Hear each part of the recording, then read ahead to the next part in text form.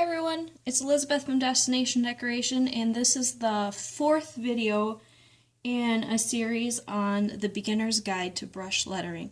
Today we're going to be talking a little bit about trying and making fonts. So far we've talked about what a brush pen is and how to use it, the basic strokes, and forming and connecting letters. So we're going to take those letters that you already know how to do and add some visual interest by making some different fonts. So, like I have in the past, I have these Tombow Dual Brush Pens, and they're great. I really enjoy working with them. So the first way that you can kind of alter your font has to do with guidelines. So these are guidelines that make my letters straight. I don't always draw them in, but for this case it's really helpful. This top line right here is called the ascender. This is where your capital letters and your tall lowercase letters will hit. This middle line is the X height. That's where your X will hit, and a lot of your other lowercase letters as well. This line right here is the base line. That's where your letters will rest, and this line is the descender. That's where your G's and J's and things like that will come down to hit. So we're going to use these to do an easy way to alter your font.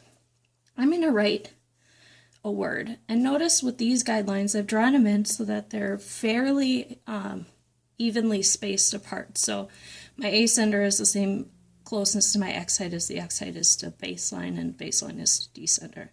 So I'm going to write a word, and then we're going to change it up a little bit with just these lines. So the word that I'm going to write is alphabet.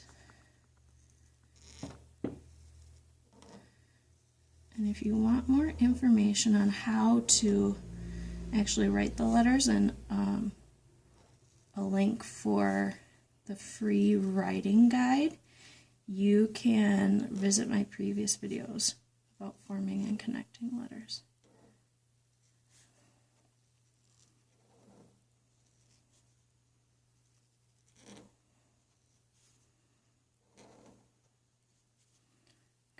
You can see this is how most people normally write, where the lowercase is kind of halfway to where the uppercase letters land. But there's an easy way to change it using just the guidelines. So I'm going to show you how that works. I'm going to move my paper up and then try a new way of writing. I'm going to draw my ascender in. And this time I'm going to draw my X height, and I'm going to draw it closer to the ascender than the descender, and give a little bit of space on the descender line. Whoops. And then I'll just, I'm sorry, that was the baseline. And then I'll just draw my descender in like I would normally. So I'm going to write the same word in the same font, and just notice how it looks a little bit different. My lowercase letters are going to be somewhat bigger.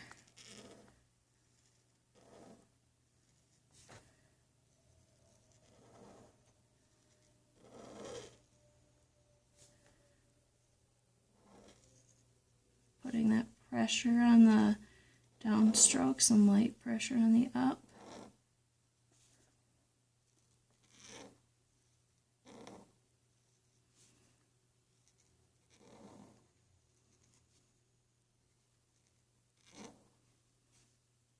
And you notice already how, even though I'm doing the same font as the one above, that it looks a little bit different just by changing that X height. And you can do the same thing by changing the X height so it's closer to the baseline. So here's what that looks like. So my X height farther away from the ascender. Oops.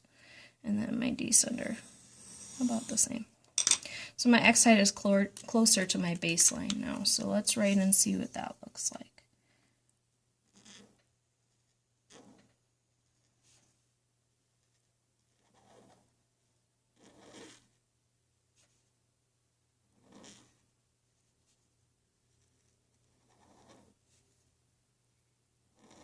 And again, I'm using the same font, and the only thing I changed was my guidelines. So this is a really quick and easy way to kind of change the personality of your letters. I probably should have put that crossbar lower down because that's where the X height was. But as you can see, we've got 3 ways of writing the word alphabet, and they all look very different just by changing the guidelines. So that's one way that you can kind of switch around your fonts, a pretty easy way. I'm going to show you a few other ways that you can do it as well. I like to write in and sketch in a lot of what I'm drawing. Very rarely do I just grab a pen and go, unless I'm just kind of playing around. So I've wrote in, you kind of get a sneak peek of how you're going to get to change it. But the first way that you can change the feeling and look of your writing is by changing the slant. So I'm going to start with kind of an up and down one. I would recommend if you're a beginner, you would start with the straight up and down, unless you're really comfortable with regular cursive. But then you can kind of move on to slanting it a little bit. So there's my straight up and down.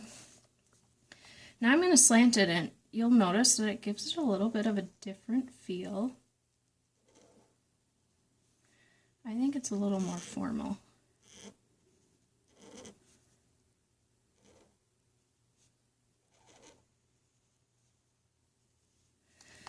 Let's take a look at those two. I think that just changing the slant really does a lot. Again, I wasn't changing the kind of font that I was using. I was just changing a style of the font. So the second thing that you can do is you can change the descender. Now this might be a little confusing because we just talked about the descender as the bottom line. Well, what this is you're taking letters that wouldn't normally go down to the descender and pulling them down to kind of change your baseline. You want the baseline to be kind of average within all of them, but I'll show you what that looks like. I'm going to start with light. See how my D kind of dipped down below where the natural baseline would be, and then I'm going to keep my E regular. Drop my S down a little bit. My general rule is I drop 1 or 2 of them down, or 1 of them down for every 2 or 3 letters I write. Because if you put all your letters down with a descender, none of them are going to be descenders. You're just going to be changing your baseline. So this gives a little bit of personality. I think it's a little bit more whimsical. I like to do this every once in a while just to kind of change up my font. The next way to change up your font is kind of similar to what we talked about before with the X heights, things like that. You're just going to change the height of your letters. And oftentimes, almost always, I do like a cursive or calligraphy style writing with these. But Tombows are really nice because you can pretty much do anything. So here, I'm basically changing my X height, just how we talked about before. My E is... top of my E is pretty close to the top of my H. And I'm just doing the same thing when I'm writing like this with thicks and thins. If I'm going up, I'm doing thin. If I'm going down, I'm doing thick. And I haven't practiced this a lot, so it's not perfect, but the properties will still apply. So these... the X height is a lot closer to my baseline than anything else. And it gives a little bit different personality too. So notice how I just changed, again, the X height, and that changed the kind of personality of the writing. The last thing that you can do, or the last thing on this page at least that you can do, is you can kind of switch up the spacing. So I'll show you what that looks like. Notice how my letters are spaced pretty far apart. I'm just going to take that end tail and really stretch it out.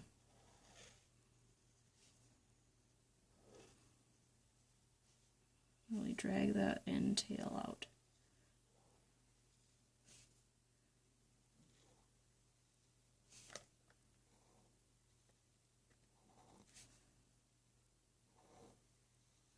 Notice how I took a word that was probably even shorter than descender and stretched out so it was the whole page just by changing the spacing. I think that gives a little bit of character to your writing too.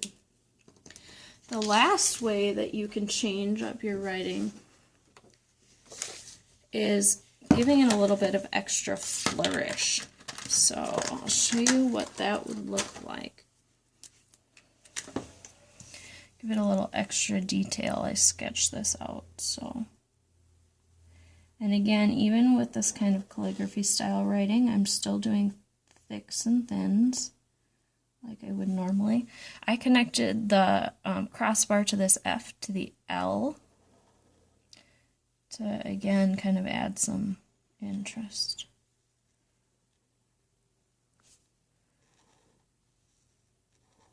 And other than my slant, I don't have a whole lot of other things that are different about this writing, just to kind of emphasize the flourish and detail that's in this style. So now, if I want to, and I usually do, you can turn your paper and kind of finish off the flourish like that, because sometimes it's easier. And obviously I would erase the lines if I was going to make this into an actual piece that I would use. And then you can add a little extra detail at the bottom by just giving it a little, I don't know what these are called, but I'm going to call them a curly cue. Just giving it a little curly cue. And this is a case where I would go back and touch up the lines. Just like that. So I'm going to take my marker side, because this gives really nice control, and I'm going to touch up where that was shaky.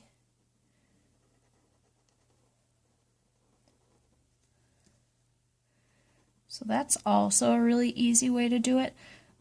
This one's kind of a tricky one because it's really hard to know what to do. So what I would recommend is go to things like YouTube and Pinterest and Google and look up flourishing or calligraphy style brush pen, and get a lot of ideas from there. There's a lot of ideas out there. So this is the last official video of the series, but if you head over to the blog, there will be a bonus video on how to blend with your brush pen. So stick around for that. And thanks so much for watching.